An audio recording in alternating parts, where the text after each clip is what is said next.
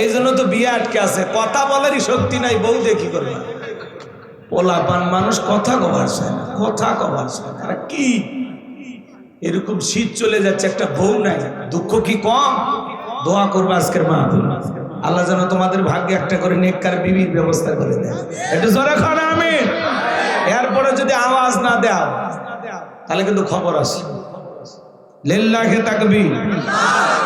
আমার ভাইয়েরা, আমার আল্লাহ রাব্বুল আলামিন বলেন যালিকাল কিতাবু লা রাইবা ফি, এটি এমন একটি কিতাব যেই কিতাবের মধ্যে কোনো সন্দেহ নাই, কোনো সংশয় নাই, কোনো মিথ্যা নাই, কোনো ধোঁকা নাই। There is no doubt. বলুন আল্লাহু আকবার। হুদাল লিল মুত্তাকিন, মুত্তাকি বান্দাদের জন্য গাইডলাইন হিসাবে, পথ প্রদর্শক হিসাবে আসমান থেকে কিতাবটি নাজিল করেছেন কে? সেই কিতাবের আলোচনা শুনলে লাভ না লস? লাভটা কি আমার আল্লাহ জানায়া দিলেন, ওয়া ইযা কুরিয়াল কুরআনু ফাসতামিউ লাহু ওয়া আনসিতু লাআল্লাকুম তুরহামুন।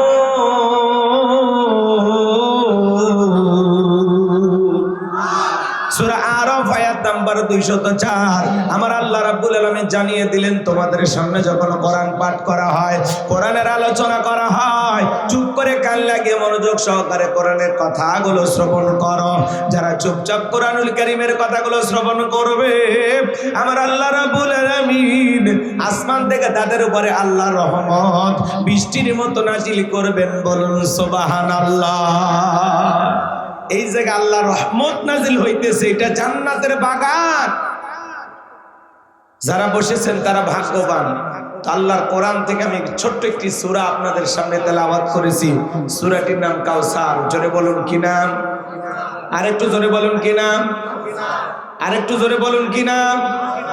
সূরার নাম কাউসার। মোট আয়াত আছে 3টি, রুকু আছে 1টি। বিশ্বনবীর মক্কার জিন্দেগিতে আল্লাহ রাব্বুল আলামিন এই সূরাটি নাজিল করেছেন। সূরাটির নাম কি বললাম? কষ্ট হচ্ছে? আচ্ছা বলেন তো বাজান, পরিচিত পথে পথ চলা সহজ না কঠিন? একটু জোরে বলেন। পরিচিত মানুষের সাথে কথা বলে ভালো লাগে না খারাপ লাগে? পরিচিত পথে পথ চলা যেমন সহজ, পরিচিত মানুষের সাথে কথা বলে যেমন ভালো লাগে, বক্তা যদি পরিচিত আয়াত বা সূরা থেকে আলোচনা করে সেইটা শুনলে আরো বেশি ভালো লাগবে। কারণ এই সূরাটি আপনারও জানা আছে, কথা বলেন ঠিক কিনা?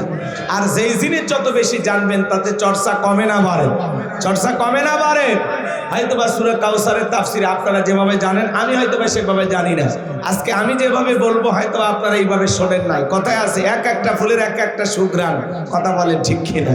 একটু শুরু করি, মজা লাগবে ইনশাল্লাহ। কোরআনের কথা তো মজা না লাগার কোনো কারণ নাই, ভালো লাগবেই। মনটা যদি আবু বকরের মতো নরম হয়, কোরআন শুনলে ঈমান বৃদ্ধি পাবে। চিৎকার মেরে বলুন সুবহানাল্লাহ। তাহলে সূরা কাউসার জবান সে একটু সবাই মহব্বত আর ভালোবাসা নিয়ে আমার সঙ্গে তেলাওয়াত করুন। আউযু বিল্লাহি মিনাশ শাইতানির রাজীম। বিসমিল্লাহির রাহমানির রহিম। বিতাড়িত মোর্তাদ শয়তানের কাছ থেকে আল্লাহ পাকের কাছে আশ্রয় প্রার্থনা চাচ্ছি। পরম করুণাময় দয়ালু আল্লাহ তাআলার নামে শুরু করছি সবাই। ইন্না আ'তাইনাকাল কাউসার ফাসাল্লি লিরাব্বিকা ওয়ানহার ইন্না শানিয়াকা হুয়াল আবতার। আল্লাহু আকবার।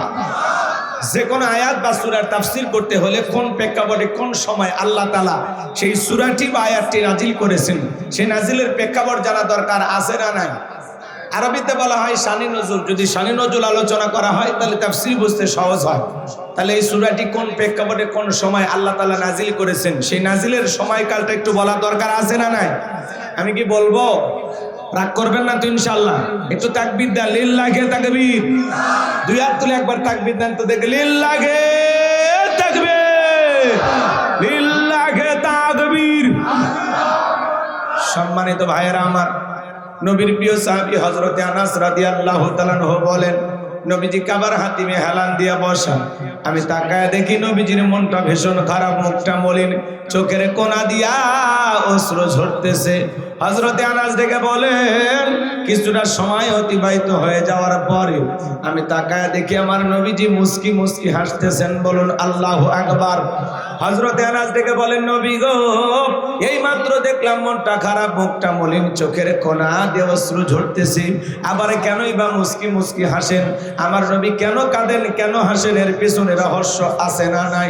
আমার নবী কেন কাঁদেন, কেন হাসেন, এর পেছনে রহস্য আছে না নাই? নবীজির কান্না করার কারণ হলো নবীজির কলিজার টুকরা ছেলে সন্তানগুলো জন্ম নেয় আর এক এক ছেলে সন্তানগুলো মারা যায়। আবুল কাসেম মারা যায়, আবু তাহের মারা যায়, ইব্রাহিম মারা যায়। বলেন তো বাজান, বাবা হিসাবে নবীর মনে কষ্ট লাগে কিনা? ছেলেগুলো জন্ম নেয় আর এক এক মারা যায়। নবীজির কাছের চাচা নাম হলো আবু লাহাব, ডেকে বলে, ভাতিজা, তোমার বংশে ভাতিজার কেউ থাকলো না, তুমি একটা লেজ কাটা, তুমি একটা বংশ, তুমি একটা হাট করে জোরে কন্যা ওযুবিল্লাহ। যদিও রাসূলের চারটি কন্যা সন্তান জীবিত ছিল, কিন্তু ছেলেগুলো জন্ম নেয় আর এক এক ছেলে সন্তানগুলো মারা যায়। আমার নবীজির ছেলে সন্তানগুলো শিশুকালে বিদায় নেওয়ার পেছনে কারণ আছে না নাই? এই পৃথিবীর জমিনে অনেক নবী রাসূলকে আল্লাহ তাআলা পাঠিয়েছেন, তাদেরকে আল্লাহ তাআলা সন্তান দিয়েছেন। তাদের সন্তানগুলো প্রাপ্ত বয়স হওয়া পর্যন্ত, যৌবন পর্যন্ত পৃথিবীর জমিনে জীবিত ছিল, কিন্তু নবীজির একটা ছেলে সন্তান কেন জীবিত থাকলো না? আল্লাহ তাআলা কেন তাদেরকে শিশুকালে উঠায় নিলেন? এর পেছনে রহস্য আছে না নাই? নবীজির ছেলে সন্তানগুলো শিশুকালে বিদায় নেওয়ার পেছনে কারণ আছে তিনটি। জোরে বলেন, কয়টি?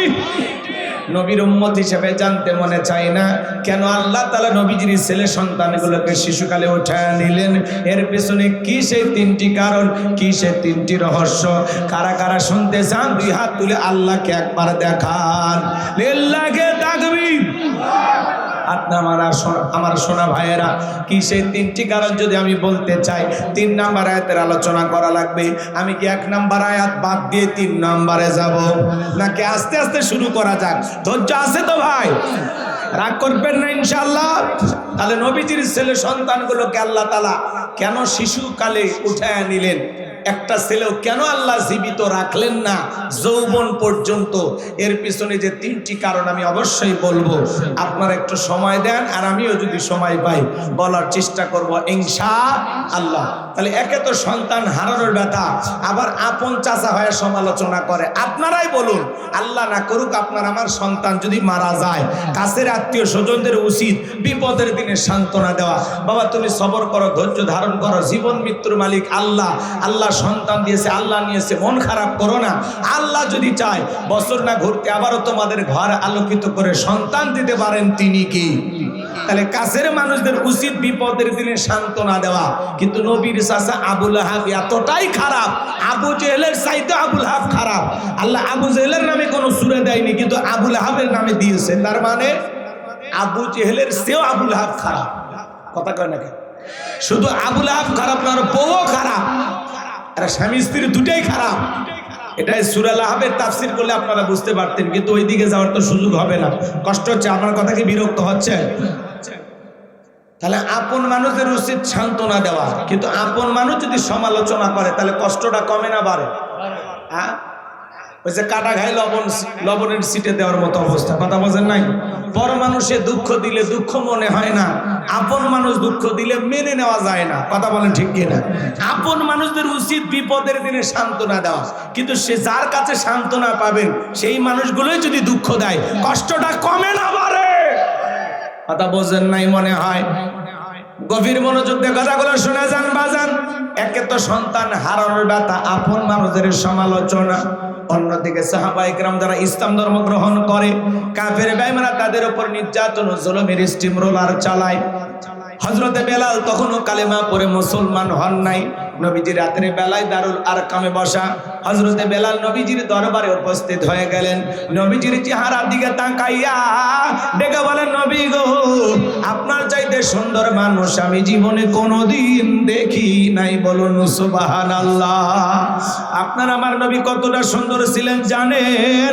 হযরতে জাবের রাদিয়াল্লাহু তাআলা আনহু বলেন, পূর্ণিমা রাত আমি রাসূলের বাড়িতে গিয়েছিলাম, সেদিন দেখেছিলাম চাঁদ উদয় হয়েছে দুইটা, একটা চাঁদ আসমানে আর একটা চাঁদ জমিনে। হযরতে জাবের বলেন, আমি একবার আকাশের পূর্ণিমার চাঁদের দিকে তাকাই, আর একবার নবীর চেহারার দিকে তাকাই। হযরতে জাবের বলেন, ওই আকাশের পূর্ণিমার চাঁদের চাইতেও আমার নবীকে আমার কাছে বেশি সুন্দর মনে হয়, বলুন সুবহানাল্লাহ। আপনার আমার নবী কতটা সুন্দর ছিলেন জানেন? আম্মা জান আয়েশা ডেকে বলেন, মিশরের নারীরা ইউসুফ আলাইহিস সালামের চেহারার দিকে তাকাইয়া ফল কাটতে গিয়ে আঙ্গুল কেটে ফেলে দিয়েছিল। ওরা যদি একবার আমার নবীর চেহারার দিকে তাকাইতো, শুধুমাত্র আঙ্গুল নয়, আঙ্গুল কাটতে কাটতে, হাত কাটতে কাটতে কখন যে নিজের কলিজা কেটে দুভাগ করে দিত, মুহূর্তের জন্য টের পাইতো না। আপনার আমার নবী এতটাই সুন্দর, বলুন আল্লাহু আকবার। আপনার আমার নবী কতটা সুন্দর। আম্মা জান আয়েশা আরো বলেন, ও দুনিয়ার মানুষ, তোমাদের একটা সূর্য আছে, আমি আয়েশার একটা সূর্য আছে। তোমাদের সূর্য উদয় হয় দিনের বেলায়, আর আমি আয়েশার সূর্য উদয় হয় রাতের বেলায়। আম্মা জান আয়েশা একদিন রাত্রি বেলায় সেলাইয়ের কাজ করতেছিলেন, হাত থেকে সুইটা পড়ে গেল, বাতিতে কোনো তেল ছিল না, বাতি জ্বালাইতে পারলেন না, অপেক্ষায় বৈশা থাকলেন। নবী যখন এশার সালাত আদায় করার পরে ঘরের ভিতরে প্রবেশ করে সর্বপ্রথম নবীজি আম্মা জান আয়েশাকে সালাম দিলেন। নবী ঘরে ঢুকে স্ত্রীকে কি দিলেন? সালাম দিলেন। আপনি আমি যখন বাড়িতে প্রবেশ করব, স্ত্রীকে সালাম দেওয়া দরকার আছে না না? নবীর এই সুন্নত আপনার আমার ঘরে আমল করা দরকার আছে না নাই? বাড়িতে যে বউকে সালাম দিবেন, আসসালামু আলাইকুম রহিমা, কেমন আছো সোনা? ঘরের দরজাটা খোলো না, আমি তোমার লিটনের বাপ, তোমার দিওয়ানা। বউ খুশি হয়ে দরজা খুলে দেবে, কথা বলেন ঠিক কি না? কিন্তু আপনার আমার ব্যবহারে তো মিষ্টি না। ঘরের দরজা চিৎকার মেরে ডাক দেয়, এ রুবেলের মামে দরজা খোল, বেশি দেরি হলে দরজা ভেঙে ফেলে দিয়া, আজ তোর পিঠের ওপর কি যে হবি রে। ভিতর থেকে বউ বলে না, স্বামী না সেখানে আজরাই, কথা কোন ঠিক না? যত রাগ সব বইয়ের ওপর যা ঝাড়ে, এরকম লোক আছে না না? রাগ করতেছেন নাকি আপনারা? বাড়িতে যে বউকে সালাম দিবেন, সালাম আছে যেখানে শান্তি আছে, সালাম আছে যেখানে সমাধান আছে। ঘরের শান্তি দরকার আছে না না? ঘরে শান্তি, দুনিয়ার সব জায়গায় শান্তি। ঘরে জ্বালা, বাহিরেও জ্বালা, কথা কর জ্বালা, তখন খালি জ্বালা। এই জন্য ঘরটা ঠিক রাখার দরকার আছে না নাই? হ্যাঁ, ঘরে যদি অশান্তি হয় মনে হয় দুনিয়াটা জাহান্নাম হয়ে যায়, কথা বোঝেন না? রাগ করতেছেন আপনারা? ঘর ঠিক রাখা যায়। গভীর মনোযোগ দিয়ে কথাগুলো শুনে যান বাজান। স্ত্রীকে সালাম দিবেন, একবার লোকজন যদি না থাকে বইয়ের হাত ধরে মুসাফা করবেন। জোরে বলেন কার হাত? এ যুবক, আগে বললাম না কথা বলা লাগবে। এ পোলাপান বগুড়ের না অন্য জেলা? বগুড়ের পোলাপান তো এত ঠান্ডা না, এত গরম। বলো বলো, কার হাত ধরে মুসাফা করতে হবে? বইয়ের হাত। কার হাত? বইয়ের হাত। পাশে বাড়ি ভাবির হাত না ধরলে ঝাঁটা দিয়ে পিটাবে। বইয়ের হাত ধরে মুসাফা করবেন। একেবারে যদি ময়দান ফাঁকা থাকে কোলাকুলি সেরে নেবেন। এই তিনটা আমল একসাথে করবেন, মনে রাখবেন। যদি স্বামী স্ত্রীর মধ্যে সালাম আদান প্রদান হয়, এখানে আল্লাহর রহমত নাজিল হবে, বলুন সুবহানাল্লাহ। দাম্পত্য জীবনে আজকে সুখ নাই, শান্তি নাই। সকালে বিয়ে করে সন্ধ্যায় তালাক, কথা কয় না? সন্ধ্যায় বিয়ে করে সকালে তালাক, জীবনে সুখ নাই, শান্তি নাই। আর যদি হয় শাশুড়ি তালাক, আরো তাড়াতাড়ি বউ তালাক, কথা কন ঠিক কিনা? অধিকাংশ সংসার নষ্ট হয় কিন্তু শাশুড়ির কারণে। শাশুড়ি নিজের সংসার বাদ দিয়ে মেয়ের সংসারে মাথা ঘামায়, আছে না নাই? এর নাক গলায় দিকে মেয়ের সংসারটাই খেয়ে ফেলে দেয়, কথা বলেন ঠিক না? এই জন্য মেয়ের মা তালাক তো মেয়ে তালাক। এ সমাজে এই সমস্যাগুলো আছে না নাই বাজার? রাগ করতেছেন মনে হয়। আজকে দাম্পত্য জীবনে সুখ নাই, শান্তি নাই, স্লোগান শোনেন না। আপনি কি দাম্পত্য জীবনে অসুখী? সুখ আর শান্তি যদি পেতে চান, নবীজির 4টি সুন্নত ঘরের ভিতরে আমল করা লাগবে। জোরে বলেন কয়টি? প্রত্যেকটা স্বামী স্ত্রী যদি এই 4টি সুন্নত আমল করতে পারে, তাদের দাম্পত্য জীবনে কোনো অশান্তি থাকবে না। মৃত্যু পর্যন্ত সম্পর্ক টিকে থাকার গ্যারান্টি। কারা কারা শুনবেন একটু হাত তুলে দেখান তো দেখি ভাই। লিল্লাহে তাকবীর। হাত নামান আমার সোনা ভাইয়েরা। কি সেই 4টি সুন্নাত যদি বলতে চাই আলোচনা এলোমেলো হয়ে যাবে। তাহলে আজ থেকে বউকে সালাম দিবেন। অনেকে বলে হুজুর বউকে সালাম দিতে শরম লাগে। 3টা সন্তানের বাবা হয়ে যান, 2টা সন্তানের বাবা হয়ে যান, আপনার শরম করে না? সালাম দিকে শরম, এটা শরম না শয়তানি? বউকে সালাম দিবেন কি যে শরম? স্বামী স্ত্রীর মধ্যে সালাম আদান প্রদান হওয়া লাগবে বাজান। স্বামী স্ত্রীর মধ্যে সালাম আদান প্রদান হলে একে অপরের প্রতি শ্রদ্ধা, ভক্তি, বিশ্বাস, ভালোবাসা বেড়ে যায়। আল্লাহু আকবার কর। আমার ভাইয়েরা, লম্বা আমি করবো না বাজান। তাহলে আজ থেকে সালাম দিবেন। হঠাৎ করে বউকে সালাম দিলে বউ চমকে উঠতে পারে, কারা সালাম দিলা? তখন বলবেন শেফালির মা তোরে সালাম দিলাম। বউ তখন বলতে পারে আজকে পরে কোন হুজুরের মুরিদ নিয়ে বাড়িতে ঢুকলা, সেদিনই তো অমুকের গাছের কলা চুরি করলা। 2-4 দিন ঠাট্টা বিদ্রুপ যা করে করুক, আস্তে আস্তে অভ্যাসে পরিণত হবে। লম্বা করার সুযোগ নাই বাজান। আমি যে কথা বলতে চাচ্ছিলাম, আম্মা জান আয়েশা ডেকে বলে নবীজি যখন সালাম দিয়ে ঘরের ভিতরে প্রবেশ করলেন, নবীজির চেহারার আলোতে সুইটা কই পড়ে আছে আমি পরিষ্কার দেখতে পেয়েছি। বলুন সুবহানাল্লাহ। পাইলে নিরালাই গো নবী, পাইলে নিরালাই, পাইলে নিরালাই গো নবী, পাইলে নিরালাই। 2 কদমে চুমু খাবো, 2 কদমে চুমু খাবো, চরণ ধুলি মাগবো গায়। পাইলে নিরালাই গো নবী, পাইলে নিরালাই। সরে খন মারহাবা। দয়ার নবী কত দূরে, লোহিত সাগরের পারে। কষ্ট হচ্ছে যুবক, মন খারাপ করতেছো তোমরা? নবীর প্রেম মোহাম্মত ভালোবাসা কলিজায় থাকা দরকার, আছে না? না আজকে নবীর সম্মান বুঝি না। এক জায়গায় যা বললাম, ভাই বলেন তো আমাদের নবীর নাম কি? বলে হুজুর আব্দুল কাদের জিলানী। পীর সাহেবের নাম মুখস্থ আছে, কিন্তু কপাল করা নবীর নামটাও বলতে পারে না। আছে না? নয় আমার ভাইয়েরা, গভীর মনোযোগ দিয়ে কথাগুলো শুনবেন বাজান। নবীর সম্মান মর্যাদা কত জানেন? যে নবী হ্যাঁ বললে তামাম পৃথিবীবাসীর জন্য আল্লাহ পাক হালালে পরিণত করে দেয়। যে নবী না বললে তামাম পৃথিবীবাসীর জন্য আল্লাহ পাক হারামে পরিণত করে দেয়। আসমানের চাঁদের দিকে ইশারা করলে চাঁদ 2 টুকরো হয়ে যায়। জমিনে পা তুললে মাওলা পাকের আরশে আজিমে পৌঁছে যায়। একটু জোরে কন্যা সুবহানাল্লাহ। কেমন নবী পাইছি বাজান? যে নবী জমিনে পথ চললে আসমানের মেঘ এসে ছায়া প্রদান করত। যেই নবীর চেহারার উপরে মশা মাছি পড়া হারাম। নবী যখন ঘেমে যেতেন, আম্মা জানেরা নবীজির দেগের ঘামগুলো শিশির ভিতরে জমা রাখতেন। বিশেষ দিনে নবীজির দেগের ঘামগুলো সুগন্ধি হিসাবে ব্যবহার করা হতো। কেমন নবী পাইছি বাজান? নবী যে রাস্তাতে হেঁটে যান ওই রাস্তাতে সুগন্ধি পাওয়া যায়। নবীজি থুতু নিক্ষেপ করলে সেখান থেকে সুগন্ধি পাওয়া যায়। নবী যখন ওযু করতেন, নবীজির ওযুর পানি দিয়া সুগন্ধি বের হয়ে যাইতো। বলেন আল্লাহু আকবার। যে ছাগলের স্তনে দুধ নাই, নবী হাত লাগায় দিলে দুধে পরিপূর্ণ হয়ে যায়। যে খাবার 2-3 জন মানুষ খাবে, ওই খাবারে নবীর হাতটা লেগে গেলে শত শত মানুষ খাবার খেয়েও যেমন খাবার তেমনি থাকতো। বলুন আল্লাহু আকবার।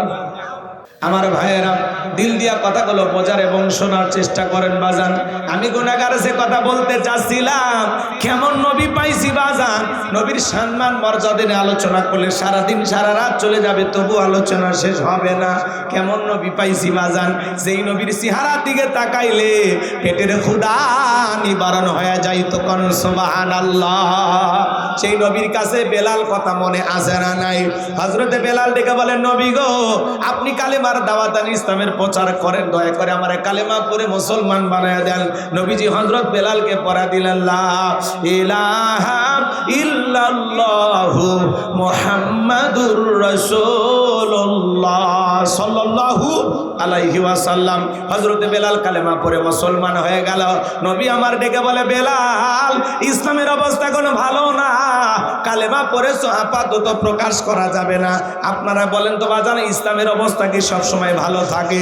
তামাম পৃথিবীর দিকে তাকায় দেখেন, যেখানে মুসলমান সেখানে নির্যাতন জুলুম আছে না নাই? আছে না নয়? আজও ফিলিস্তিনের নেতানিয়াহু ফিলিস্তিনের অসহায় মুসলমানদের রক্ত নিয়ে খেলা করে। আজও হাজার হাজার মুসলমানকে তারা হত্যা করে, নির্যাতন ও জুলুম চালায়। আজও চীনের উইঘুরে মুসলমানদেরকে হত্যা করা হয়। আজও ভারতে গরুর গোশত খাওয়ার অপরাধে মুসলমানকে পিটিয়ে হত্যা করা হয়। কথা বলেন ঠিক কিনা? যেখানে মুসলমান সেখানে নির্যাতন ও জুলুম আছে না নাই? তাম পৃথিবীর জালেম আর বেঈমানরা ঐক্যবদ্ধ হয়েছে পৃথিবীর জমিন থেকে ইসলাম আর মুসলমানকে মুছে ফেলে দেবে, কিন্তু ওরা তো জানে না ইসলামের সুইচ আছে কার হাতে। আমার আল্লাহ বলেন ইউরিদুনা লিতুফিউ নূরাল্লাহি বিআফওয়াহিহিম ওয়াল্লাহু মুতিম্মু নূরিহি ওয়ালাউ কারিহাল কাফিরুন। আরেকটু জোরে বলেন আল্লাহু আকবার। সূরা সফ আয়াত নাম্বার ৮। আল্লাহ রাব্বুল আলামিন জানিয়ে দিলেন কাফেররা চায় মুখের ফুৎকারে দিনের আলোকে, ইসলামের আলোকে, কোরআনের আলোকে নিভায়া দিতে।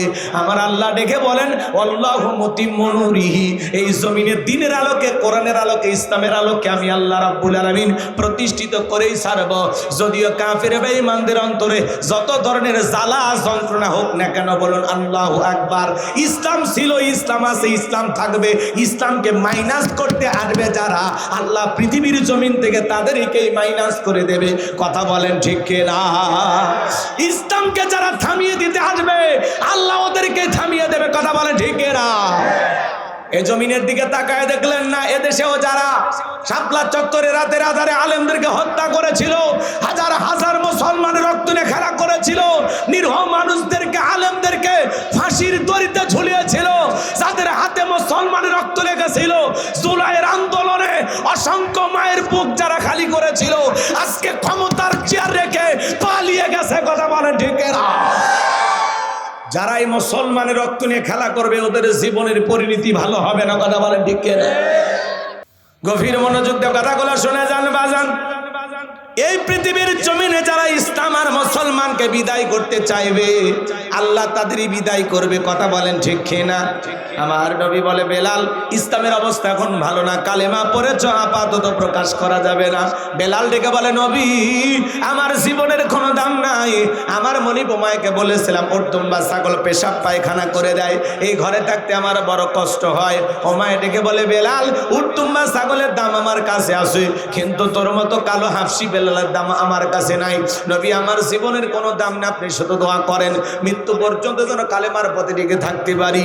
এই কথা বলে হযরতে বেলাল চলে গেলেন। পরের দিন সকালবেলা সূর্য উদয় হয়ে গেছে, অনেকটা বেলা হয়ে গেছে। হযরতে বেলাল দরজা খোলে না।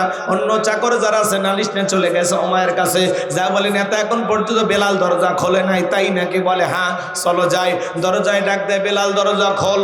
হযরতে বেলাল দরজা খোলে না, জোরে করে ধাক্কা মারছে। যখন দরজা খুইলে গেছে তখন এইবার ওমায়ে তাকায় দেখে যেই রাত্রিতে বেলাল কালেমা পড়ে মুসলমান হয়েছে, ওই রাত্রিতে একটা উর্দুম্বা ছাগলের কাছে কোনো পেশাব পায়খানা নাই। জোরে কন মারহাবা, আর একটু জোরে কন না মারহাবা। এইবার ওমায়ে ডেকে বলে এই চাকরের দল বেলালের বিরুদ্ধে মিথ্যা অভিযোগ দাও। তোমরা যখন ঘুমাচ্ছিলে বেলাল তখন ময়লা আবর্জনা পরিষ্কার করেছে, তাকায় দেখো না একটা উর্দুম্বা ছাগলের কাছে কোনো পেশাব পায়খানা নাই, যাও নিজেদের কাজ করো। এই কথা বলে ওদেরকে তাড়িয়ে দিয়ে এক পা দুপা করে হযরতে বেলালের কাছে চলে গেলেন। হযরতে বেলাল দেয়ালে পিঠটা লাগায়া জিব্বা নাড়া জিকির করতেছে কার? এইবার হযরত বেলালকে হালকা করে ধাক্কা মারছে, যখন জবান দিয়ে কালেমার আওয়াজ বের হয়েছে তখন এইবার ডেকে বলে বেলাল তোর জবান দিয়ে কি শুনলাম? হযরতে বেলাল ডেকে বলে মুসলমান হয় যারা মিথ্যা কথা বলতে পারবে না তারা, ওয়াকুলু কওলান সাদীদা। আল্লাহু আকবার। মুসলমান হবে যারা সত্যবাদী হবে তারা। মুসলমান কখনো মিথ্যাবাদী হতে পারে না। আমাদের সমাজে মিথ্যাবাদী আছে না নাই? ভরা পেটে মিথ্যা, খালি পেটে মিথ্যা, ঘুমানোর আগে মিথ্যা, ঘুম থেকে উঠে মিথ্যা।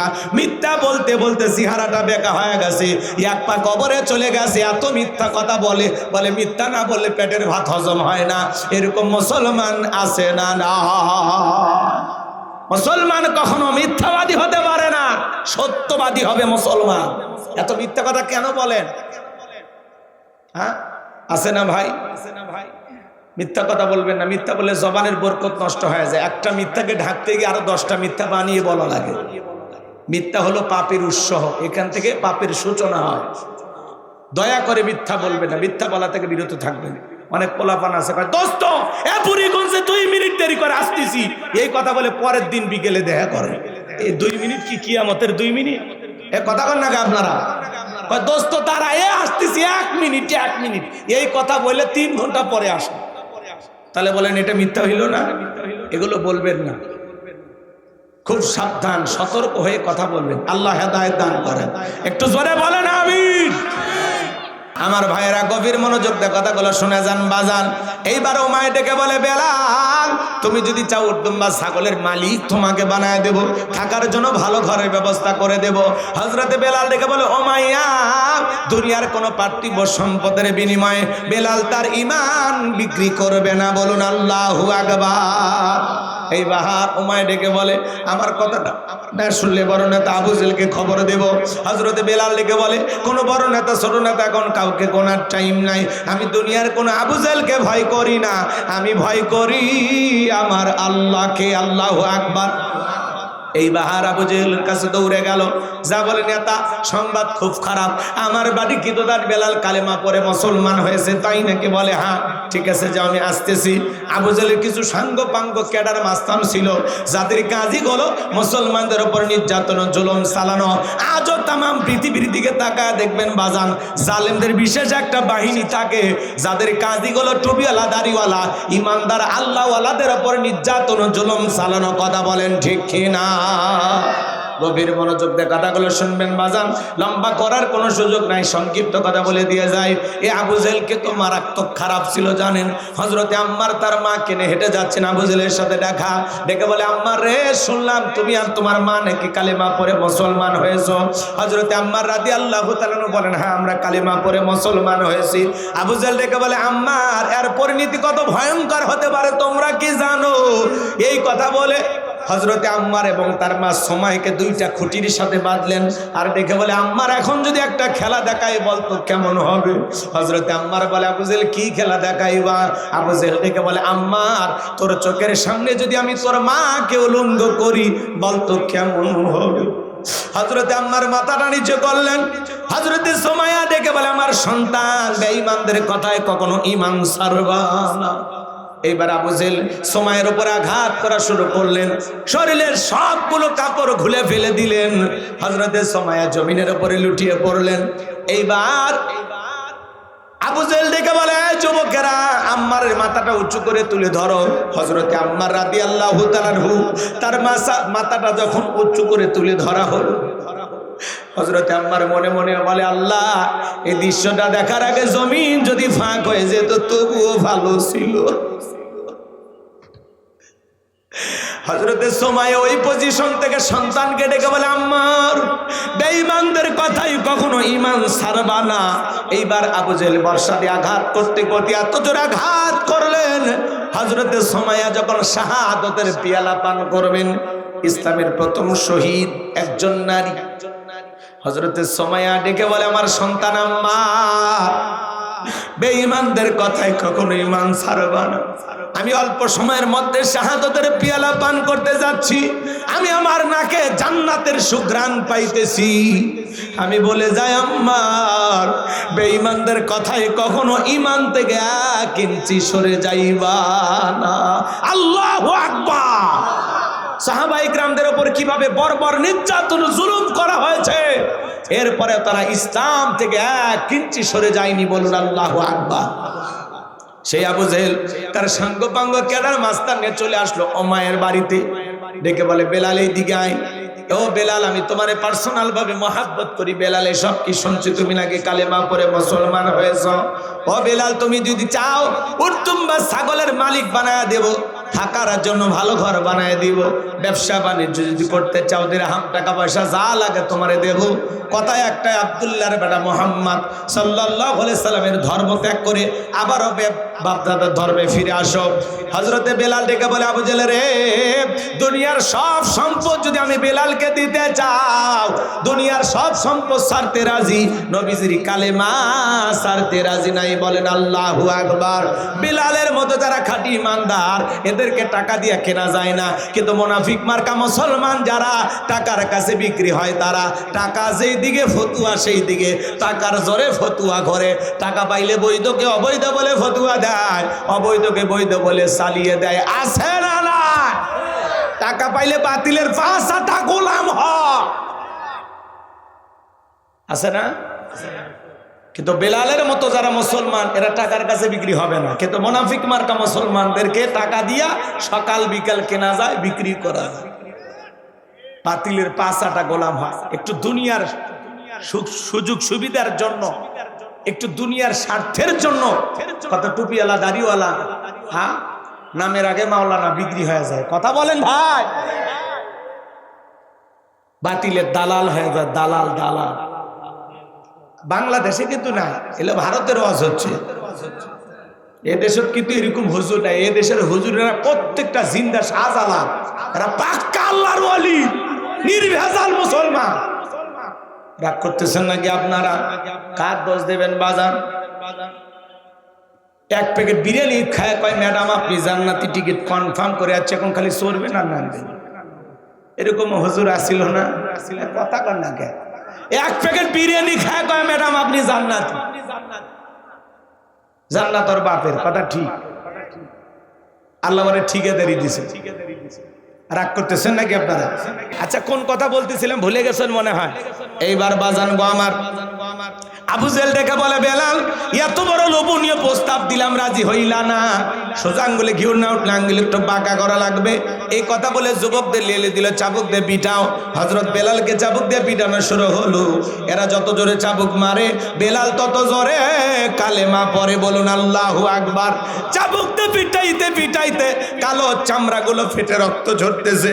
আবু জেহেল ডেকে বলে, বেলাল চাবুক দিয়ে পিটাইতে পিটাইতে কালো চামড়াগুলো ফেটে রক্ত ঝরতেছে রে বেলাল, তবু কি নবী মুহাম্মদ সাল্লাল্লাহু আলাইহি সাল্লামের কালেমা ছাড়বি না? হযরতে বেলাল ডেকে বলে, আবু জেহেল রে, মারতে মারতে যদি মেরেও ফেলে দাও, জীবনটা দিতে রাজি, নবীজির কালেমা ছাড়তে রাজি নাই। বলুন আল্লাহু আকবার। এইবার আবু জেহেল ডেকে বলে, এ যুবকের দল, বেলালের পায়ের রশি দিয়া বাঁধো, উটের পায়ের সঙ্গে লাগাও, আরবের উত্তপ্ত গরম বালিতে ছেঁচড়ে নিয়ে ঘোরো। তাই করা হলো বাজান। পায়ের মধ্যে রশি লাগাইয়া হযরতে বেলালকে উটের পায়ের সঙ্গে বাইদা আরবের উত্তপ্ত গরম বালিতে ছেঁচড়ে নিয়ে ঘোরা গেল। আরবের বালিগুলো এত গরম, চাল দিলে মুড়ি হয়ে যায়, এত উত্তপ্ত প্রচন্ড গরম বালি। হযরত বেলালকে ছেঁচড়ে ঘোরা গেল। বাবলা গাছের কাঁটাগুলো জিহ্বার ভিতরে পেরেকের মতো মারা গেল। এত নির্যাতন জুলুম করার পরে বিকেল বেলা নিয়ে এসে বলে, বেলাল চাবুক দিয়ে পিটাইলাম, পায়ে রশি লাগাইয়া নিয়ে ঘুরলাম, তবু কি নবী মুহাম্মদ সাল্লাল্লাহু আলাইহি সাল্লামের কালিমা ছাড়বি না? হযরতে বেলাল ডেকে বলে, আবু জেহেল রে, মারতে মারতে যদি মেরেও ফেলে দাও, বেলালের নিঃশ্বাস থাকবে যতদিন, বেলাল ইসলামের পথে টিকে থাকবে ততদিন। বলেন আল্লাহু আকবার। আর একটু জোরে বলেন আল্লাহু আকবার। আমার ভাইয়েরা হৃদয়ের কান পেতে কথাগুলো শুনে যান। এইবার আবু জেহেল ডেকে বলে, এ যুবকের দল, বড় একটা পাথর নিয়ে এসে বেলালের বুকের উপরে চাপায়া দাও। বিশাল বড় একটা পাথর নিয়ে আইসা হযরতে বেলালের বুকের উপরে চাপায়া দেওয়া হলো। আবু জেহেল মনে করলো পাথরে চাপার আঘাতে বেলাল মারা যাবে। এই কথা ভেবে কাফেররা চলে গেল। হাত বাঁধা, পা বাঁধা, রক্তাক্ত জিহ্বাটা নাড়াইয়া বেলাল বুকের উপরে পাথর নিয়া তবুও জবান দিয়া জিকির করতেছে। ও বগুড়ার মুসলমান, আপনাকে আমাকে জিকির করার জন্য কেউ মারে না, পেটে না, ধমক দেয় না, তবু আমরা কপাল পরা আল্লাহর জিকির করি না। কথা বলেন ঠিক কিনা? হাদিস শরীফের ভিতরে আসছে, নবীজি বলেছেন, যার জিহ্বাটা আল্লাহর জিকিরে তরু তাজা থাকে, আল্লাহর জিকিরে ভিজা থাকে, ওই জিহ্বাওয়ালা মানুষ কোনোদিন জাহান্নামের আগুনে জ্বলবে না। বলুন সুবহানাল্লাহ। আর একটু জোরে বলুন সুবহানাল্লাহ। আল্লাহ বলেন ফাযকুরুনি আযকুরুকুম ওয়াশকুরুলি ওয়ালা তাকফুরুন। তোমরা আমারে স্মরণ করো, আমি আল্লাহ তোমাদেরকে স্মরণ করব। কৃতজ্ঞতা প্রকাশ করো, অকৃতজ্ঞ হয়ো না। এ বাজান মাঠে ময়দানে কাজ করতে করতে আল্লাহর জিকির করা যায়, ব্যবসা প্রতিষ্ঠানে বৈশা বৈশা আল্লাহর জিকির করা যায়, অফিস আদালতে বৈশা বৈশা আল্লাহর জিকির করা যায়, রিক্সা ভ্যান চালাতে চালাতে আল্লাহর জিকির করা যায়। সব সময় জবানে জিকির চালু রাখবেন। সুবহানাল্লাহ, আলহামদুলিল্লাহ, আল্লাহু আকবার, লা ইলাহা ইল্লাল্লাহ, সুবহানাল্লাহি ওয়া বিহামদিহি, সুবহানাল্লাহিল আযীম। পারবো তো ইনশাআল্লাহ। নবীর এক সহজ সরল সাহাবী ডেকে বলে, নবী আমার সহজ কোন আমল দেন, ইসলামের এত বিধিবিধান আমার মনে থাকে না। নবী ডেকে বলে, সাহাবী আল্লাহর জিকিরে সব সময় যদি জিহ্বাটা তরু তাজা রাখতে পারো, আল্লাহর জিকিরে জিহ্বাটা যদি ভিজা রাখতে পারো, এই জিকির তোমাকে জান্নাতে পৌঁছায় দেবে। বলুন সুবহানাল্লাহ। আরেকটু জোরে কোন সুবহানাল্লাহ। মা বোন যারা আওয়াজ শুনতেছেন, মা মাসে কয়েকদিন আপনারা অসুস্থ থাকেন, যে সময় আপনাদের নামাজ পড়া নিষেধ আছে মা, কিন্তু ওই সময়গুলোতে জিকির করতে কিন্তু নিষেধ নাই। যত খুশি তত বেশি ইচ্ছা করলে আপনারা ওই সময় জিকির করতে পারেন, জিকির করতে কোনো বাধা নাই। আল্লাহ আমার মা বোনদেরকে জিকির করার তৌফিক দান করুন। জোরে বলুন আমিন। লম্বা আমি করব না বাজান গো আমার। হযরতে বেলাল রক্তাক্ত জিহ্বাটা নাড়ায়া চোখের পানি ছেড়ে দিয়ে কাঁদেন আর ডেকে বলেন, আল্লাহ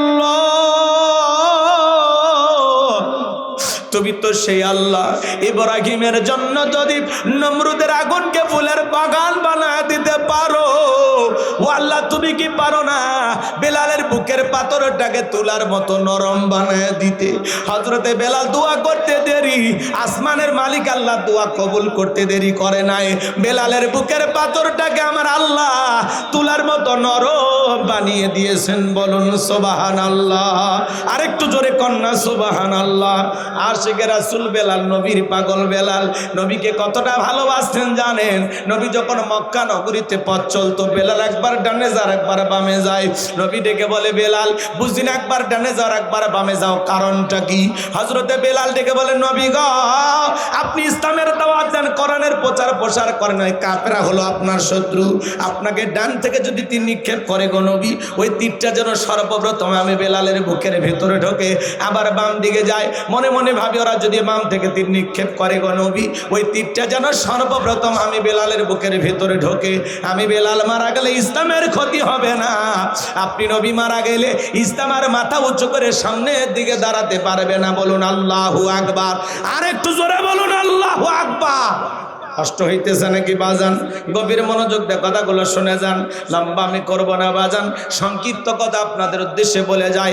হযরতে বেলালের উপর নির্যাতন জুলুমের কথা বিশ্ব নবীর কান পর্যন্ত যখন পৌঁছে গেল, নবী তখন ডেকে বলল, বকর আমার বেলালের কষ্টের কথা সহ্য হয় না, যাও যাও তুমি বেলালের জন্য একটা কিছু করো। হযরতে আবু বকর সিদ্দিক রাদিয়াল্লাহু তাআলা আনহু কয়েক গুণ দাম বেশি দিয়া গোলামীর জীবন থেকে হযরত বেলালকে আজাদ করলেন, মুক্ত করলেন। বলুন আল্লাহু আকবার। এই যখন ইসলামের অবস্থা, একদিকে সন্তান হারানোর ব্যথা, কাফেরদের সমালোচনা, অন্যদিকে সাহাবায়ে কিরামদের উপর নির্যাতন জুলুম, এই জন্য নবীজির মনটা ভীষণ খারাপ। আর যখন নবীর মন খারাপ, নবীকে সান্ত্বনা দেওয়ার দায়িত্ব কার? আরেকটু জোরে বলেন, পিছনের ভাইয়ের একটু বলেন, সান্ত্বনা দেওয়ার মালিক কে? ভালো করে বোঝার চেষ্টা করবেন বাজার। যে কথা বলতে চাচ্ছিলাম, আমার আল্লাহ তখন ডেকে বলে, জিবরাইল আমার বন্ধুর মা নাই বাবা নাই, আমি স্যার আমার বন্ধুর কেউ নাই রে জিবরাইল। আমার বন্ধুর মনটা হয়েছে ভারী, আমি আল্লাহ সইতে নাহি পারি। লাহু মাহফুজ থেকে সূরা কাউসার নিয়ে যায় আমার বন্ধুর উপরে নাজিল কর তাড়াতাড়ি। আল্লাহু আকবার বলেন। আমার নবী তখন মুস্কি হাসেন আর ডেকে বলেন, আনাস আমার মুস্কি হাসি দেওয়ার কারণটা কি?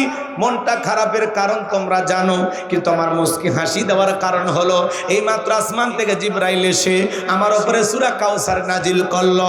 নবী তখন মুস্কি মুস্কি হাসতেন আর সাহাবায়ে কিরামদের সামনে সূরা কাউসার তিলাওয়াত করে শুনিয়ে দিলেন।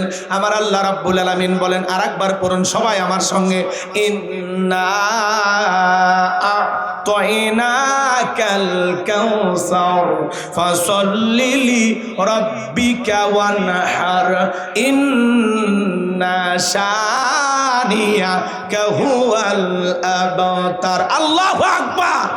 আর একটু জোরে বলেন আল্লাহু আকবার। আমার আল্লাহ রাব্বুল আলামিন বলেন ইন্না আ'তাইনাকাল কাউসার, অবশ্যই আমি আল্লাহ পাক আপনাকে হাউজে কাউসার দান করেছি। এই পৃথিবীর অন্য কোন নবী রাসূলকে আল্লাহ তাআলা হাউজে কাউসার দান করেন নাই, হাউজে কাউসার গিফট করেন নাই।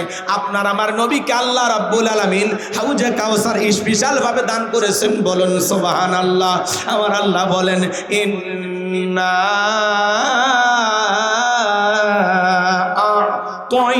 আ'তাইনাকাল কাউসার। আল্লাহু আকবার। নিশ্চয়ই আমি আল্লাহ পাক আপনাকে হাউজে কাউসার দান করেছি। এই হাউজে কাউসারের পানি দুধের মতো সাদা, মধুর চাইতে মিষ্টি, পানির মতো ক্লিয়ার। ওই কঠিন কিয়ামতের ময়দানে যেদিন বিচার দিবস কায়েম হয়ে যাবে, বিচার দিবসের একদিন হবে 50,000 বছরের সমান। যেদিন সূর্য হাত মাথার উপরে চলে আসবে, সূর্যের তাপে মানুষের মাথার মগজগুলো টকবক করে গলতে থাকবে। যেদিন বেঈমানদের জিহ্বা নাভি পর্যন্ত চলে আসবে, যেদিন জমিন হয়ে যাবে তামার জমিন, পাহাড় পর্বত বিল্ডিং ইমারত কোনো কিছু থাকবে না। কুল্লু মান আলাইহা ফান, এই পৃথিবীর জমিনের সব কিছু আল্লাহ তাআলা ধ্বংস করে দেবেন। ওই কঠিন কিয়ামতের ময়দানে বিচার দিবসে ভাই ভাইকে দেখে পালিয়ে যাবে। আমার আল্লাহ বলেন ইয়াউমা ইয়াফিরুল মারউ মিন আখি ওয়া উম্মিহি ওয়া আবি ওয়া সাহিবাতিহি ওয়া বানি। ভাই ভাইকে দেখে পালিয়ে যাবে। আজকে দুনিয়াতে এক ভাই বিপদে বলে আরেক ভাই আগে আসে। এক ভাইকে আঘাত করলে ওর ভাই ছুটে এসে বলে এই আমার ভাইয়ের গায়ে কে হাত দিল রে, হ্যাঁ, সহযোগিতা করে, সাপোর্ট করে। সেই ভাই কিয়ামতের ময়দানে ভাইকে দেখে পালিয়ে যাবে, মাতা পিতা সন্তানকে দেখে পালিয়ে যাবে। যারা দুনিয়ার জমিনে সন্তানের জন্য সব করলো, সেই মা বাবা পালিয়ে যাবে, স্ত্রী পালিয়ে যাবে। কথা বলেন, যে স্ত্রীর সাথে এত মহাব্বত ভালোবাসা, কথা বলেন। আপনাদের বগুড়ার সন্তান জনাব তারেক রহমান নির্বাচনের প্রচার করতে গিয়ে ওনার স্ত্রী সবসময় ওনার সঙ্গে আছে। নির্বাচনের মাঠে দেখলাম এক জায়গায় একজন ছোট বেগম খালেদা জিয়ার মতো, কি হারে ছোট বাচ্চারা সাজে না, যেমন খুশি তেমন সাজো, এক ছোট্ট বাচ্চা বেগম খালেদা জিয়ার মতো সেজে স্টেজে চলে গেছে। জনাব তারেক রহমান নির্বাচনের প্রচার করতে গিয়ে ওনার স্ত্রীকে নিয়ে বিভিন্ন মঞ্চে ওনাকে দেখা যাচ্ছে। তো ডক্টর জোবাইদা রহমান উনি এই ছোট্ট খালেদা, যিনি খালেদা জিয়ার মতো সেজেছেন, তাকে কোলে নিলেন, আদর করলেন, হ্যাঁ, মঞ্চে চেয়ার দিয়ে বসায় রাখলেন। একটা মানুষ মারা গেছেন, কিন্তু দেখেন ওই মানুষের প্রতি মানুষের কত দরদ, আবেগ। সারা দেশের মানুষ তার জন্য দোয়া করেছেন, মসজিদ মাদ্রাসা থেকে দোয়া হয়েছে। 54 বছরের ইতিহাসে সবচাইতে বড় জানাজা তিনবারের সাবেক প্রধানমন্ত্রী বেগম খালেদা জিয়ার ভাগ্যে জুটেছেন। আলেম ওলামাদের দোয়া পেয়েছেন, আলেম ওলামা কফিন কাঁধে নিয়েছেন। এর কারণ কি? উনি কখনো ইসলামের বিরুদ্ধে, আলেমদের বিরুদ্ধে জীবন দশায় একটি মন্তব্য করেনি। কথা বলেন ঠিক কিনা? উনি আলেমদেরকে ভালোবাসতেন, ইসলাম আলাদেরকে ভালোবাসতেন। আল্লামা সাইদি হুজুরকে বলতেন, আমি শহীদ প্রেসিডেন্ট জিয়াউর রহমান স্ত্রী, হুজুর আপনি মন খারাপ করবেন না, ঘাবড়াবেন না, আমার জীবন দশায় আমি বেগম খালেদা জিয়া যতদিন বেঁচে আছি আমার দ্বারা ইসলামের বিরুদ্ধে একটি কাজও হবে না, একটি আইনও পাস হবে না। চিৎকার মেরে বলুন আল্লাহু আকবার। উনি আলেমদেরকে ভালোবাসতেন, আলেমদের কাছে নিয়ে রাজনীতি শিখিয়েছেন। কথা কয় না, কথা কয় না। উনি মারা গেছেন, সারা দেশের মানুষ ওনার জন্য মসজিদ মাদ্রাসা থেকে দোয়া করেছেন। একজন দোয়া পায়, ভালোবাসা পায়, আর একজন পালিয়ে চলে গেছে। কথা কন, কথা কন, রাগ করতেছেন? আপনি করেছিলেন বেগম খালেদা জিয়াকে ঘর ছাড়া, আর আল্লাহ আপনাকে করছে দেশ ছাড়া। কথা কন ঠিক না? বাড়াবাড়ি করতে না, আল্লাহ নিজের চোখে বান্দারে সব দেখাইতেছে। বান্দা দেখ দুনিয়াতে কি হয়, কিসের ক্ষমতা, কিসের দাম্ভিকতা, সব শেষ। আল্লাহ আমাদের হেদায়েত দান করেন, জোরে বলেন আমিন। কিয়ামতের ময়দানে স্বামী স্ত্রীর পরিচয় দেবে না, স্ত্রী স্বামীর পরিচয় দেবে না। যে স্ত্রীর সাথে এত মহাব্বত, এত ভালোবাসা, 40-50 বছর যার সাথে সংসার করলেন, কিয়ামতের ময়দানে সেই দিন আপনার স্ত্রী আপনাকে অস্বীকার করবে। কথা কি বুঝতে পারছেন? নাকি রাগ করলেন? নাকি দলিল মিথ্যা কথা? কোরআনের কথা কি মিথ্যা? কথা কোন মিথ্যা? তাহলে আল্লাহ কি বললেন? ইয়াউমা ইয়াফিরুল মারউ মিন আখি ওয়া উম্মিহি ওয়া আবি ওয়া সাহিবাতিহি ওয়া বানি। সেদিন ভাই ভাইকে দেখে পালিয়ে যাবে, মাতা পিতা সন্তানকে দেখে পালিয়ে যাবে, স্ত্রী পালিয়ে যাবে।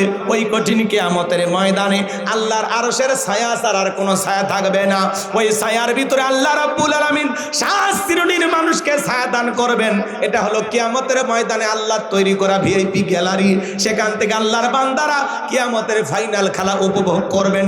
লক্ষ লক্ষ কোটি কোটি মানুষ পানি পানি বলে চিৎকার মারবেন আর নবীজির দিকে রওনা করবেন। আমার আল্লাহ রাব্বুল আলামিন কিছু মানুষের চোখের সামনে পর্দার আবরণ তৈরি করে দেবেন। তখন আমার নবী ডেকে বলবেন, আল্লাহ, সংখ্যায় আমি আমার অনেক উম্মতকে দেখতে পাইলাম, কেন জানি সংখ্যাটা কমে গেল। আমার আল্লাহ তখন ডেকে বলে, বন্ধু, পাইকারি দরে আপনি সবাইকে হাউজে কাউসারে পানি পান করাইতে পারবেন না। দুনিয়ার জীবনে 2টি অপরাধ করেছিল যারা, আজকে কিয়ামতের ময়দানে আপনার হাতে হাউজে কাউসারের পানি পাবে না। তারা জোরে বলেন কয়টি অপরাধ? এ বগুড়ার মুসলমান ভাইরা বলেন কয়টি অপরাধ? এই 2টি অপরাধ আপনার আমার ভিতরেও আছে না নাই? আল্লাহ আমাদের সবাইকে, বলুন আল্লাহ আমাদের সবাইকে কিয়ামতের ময়দানে নবীজির হাতে হাউজে কাউসারের পানি পান করার তৌফিক দান করুন। চিল্লা বলুন আমিন। আর একটু জোরে বলুন আমিন। আরো একবার বলুন আমিন। হাত নামান আমার ভাইয়েরা, নবীজির হাতে কিয়ামতের ময়দানে এক পেলা হাউজে কাউসারের পানি যদি পান করতে পারেন, জান্নাতে ঢোকা পর্যন্ত আপনার আর তৃষ্ণা লাগবে না, তৃষ্ণা মিটে যাবে। কোন সুবহানাল্লাহ। কিন্তু পানি চাইলে তো পাওয়া যাবে না। আমি আপনাদের এলাকায় আসলাম, একটা ছেলের হাতে কিছু চকলেট দিলাম, দিয়ে বললাম, ভাতিজা আমার জন্য একবার দাও পানি আনো, আমি একটু ওযু বানাবো। ওই ছেলেটা চকলেট পাইয়া মারছে দৌড়, বদনানে মারছে দৌড়, মাঝখানে আচার খাইয়ে পড়ে গেছে, হাঁটু ছিলে গেছে, রক্ত বের হয়েছে। এরপরেও দাঁড়াইয়া বদনা ভরিয়া পানি নিয়ে আমার সামনে হাজির। আমি তখন বললাম, ভাতিজা এই পানি আনতে গিয়ে কষ্ট হয়েছে, মাঝখানে আচার খাই পড়ে গেছে, হাঁটু ছিলে গেছে, ব্যথা মনে হয় পাইছো। ওই যে ছেলেটার হাতে চকলেট থাকার কারণে বলতেছে, আমি এরকম কত পরে যাই, আমার কিছুই হয় না। কথা কয় না? চকলেটের আনন্দের কারণে, খুশির কারণে ব্যথাকে ব্যথা মনে হচ্ছে না। কিয়ামতের ময়দানে নবীজির হাতে এক পেলা হাউজে কাউসারের পানি তকদিরে, নসিবে, ভাগ্যে যদি জুটে যায়, কিয়ামতের কঠিন দিন আপনার কাছে কঠিন মনে হবে না, আল্লাহ সহজ করে দেবে। সুবহানাল্লাহ। আস্তে কন, সকাল 9টার পরে ভাবিরে সাথে নিয়ে বললেন, একটু জোরে কন না সুবহানাল্লাহ। একবার সুবহানাল্লাহ বললে জান্নাতের ভিতরে আপনার নামে একটি গাছ লাগানো হয়। এত কৃপণতা করেন কেন? নবীজির হাতে এক পেলা হাউজে কাউসারের পানি যদি পান করতে পারেন, আর আল্লাহর আরশের ছায়া ভাগ্যে যদি জুটে যায়, আপনি জান্নাতি, আপনার আর কোনো টেনশন নাই। সুবহানাল্লাহ। কিন্তু হাউজে কাউসারের পানি চাইলেই তো পাওয়া যাবে না, কাজ করা দরকার আছে না? আপনি কি মনে করছেন জমিতে আলু লাগাইছেন, পরিশ্রম করেননি? হ্যাঁ, খালি আলু থুয়ে আসলে আলু হয়? ছেঁচা দেওয়া লাগে, বান্দা দেওয়া লাগে, সার দেওয়া লাগে, ওষুধ দেওয়া লাগে, তাও কত টেনশন। কুয়াশা উঠলে কৃষকের মাথায় হাত, আল্লাহ না রোদ বের কর, আল্লাহ না রোদ বের কর। কথা কয় না কেন? বেশি কুয়াশাতে আলুর গাছ পচে যায় না? তা ভালো করে বোঝেন। তাহলে মাঠের মধ্যে একটা ফসল ফেলাইলে ওইটা না মানুষের টেনশন থাকে, চিন্তা থাকে।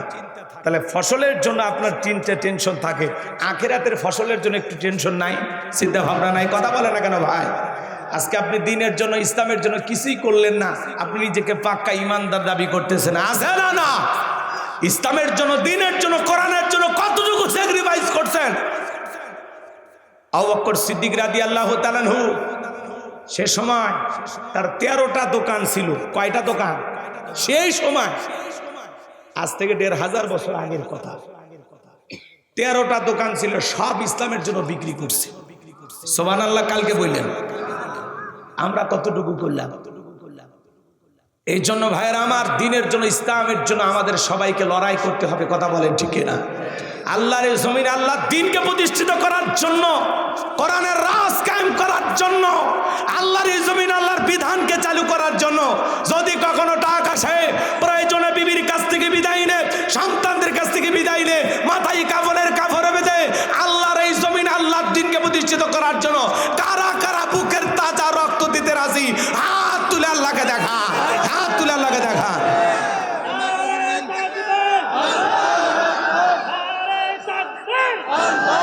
লিল্লাহে তাকবীর। আর সোজা করেন, টান টান করে হাত তোলেন তো ভাই, মাঝে মাঝে হাত দেখা দেখা যায়, দুই হাত সোজা করার শক্তি নাই। আপনি পুরুষ মানুষ, দুধ ডিম ভিটামিন ক্যালসিয়াম মাঝে মাঝে কিনে খাবেন, একেবারে দুর্বল হলে চলতে পারেন। আর সোজা করেন, সোজা করেন। আমার আল্লাহ রাব্বুল আলামিন বলেন, ইন্নাল্লাহা আশতারা মিনাল মুমিনিনা আনফুসাহুম ওয়া আমওয়ালাহুম বিআন্না লাহুমুল জান্নাহ। সূরা তাওবার 111 নম্বর আয়াতে আল্লাহ রাব্বুল আলামিন জানিয়ে দিয়েছেন, নিশ্চয়ই মুমিন বান্দাদের জান মাল আমি আল্লাহ ক্রয় করে নিয়েছি, বিনিময়ে দেব জান্নাত। বলুন সুবহানাল্লাহ। তাহলে আপনার আমার জীবনের মালিক কে? এই বগুড়ার যুবকেরা ভালো করে বলো তো, এই জীবনের মালিক কে? প্রেম করবার প্রেমিকাকে পার্কে নিয়ে যা ডায়লগ দিবা, এই জীবন তোমার, তুমি শুধু আমার, ওরে হাইব্রিড যুবক। এই জীবনের মালিক কে? আপনার আমার সম্পদের মালিক কে? আল্লাহর দেয়া জীবন, আল্লাহর দেয়া সম্পদ আল্লাহর পথে খরচ করতে রাজি আছেন তো মুসলমান? রাজি আছেন তো ইনশাআল্লাহ? বাম হাত নামান, শুধু ডান হাত তুলে রাখেন, শুধু ডান হাত। আল্লাহ রাব্বুল আলামিন বলেন, ইল্লা সাহাবাল ইয়ামিন ফি জান্নাতি ইয়াতাসাআলুন। ডানপন্থী যারা জান্নাতের বাগানে থাকবে তারা, ডানপন্থী যারা আল্লাহর প্রিয় তারা। বলুন আল্লাহু আকবার।